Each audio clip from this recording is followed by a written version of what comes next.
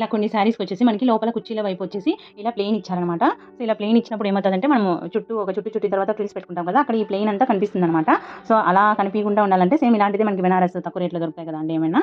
So, అలాంటివి తెచ్చుకొని మనము ఇలాగ జాయిన్ చేసుకోవచ్చు. ఇదొచ్చేసి ఇలా ఉందనమాట లెంత్. సో, వాళ్ళేం చేశారంటే కొద్దిగా మనకి ఇప్పుడెంత ఒక 1 మీటర్ ఉందనమాట. ఒక 1 మీటర్. సో, ఇక్కడొచ్చేసి నేను ఇక్కడ చిన్నగా ఇలా ఫోల్డ్ చేసి స్టిచ్ చేశాను. అక్కడ తక్కువొచ్చింది. సో, అక్కడొచ్చేసి ఇదే క్లాత్‌ని నేను లోపల మనం చెక్కించుకుంటాం కదా! సో, శారీ పైన వైపు కాబట్టి అది కనిపియదు. సో, అది బ్లూ కలర్ జాయిన్ చేశాననమాట. ఓకేనా?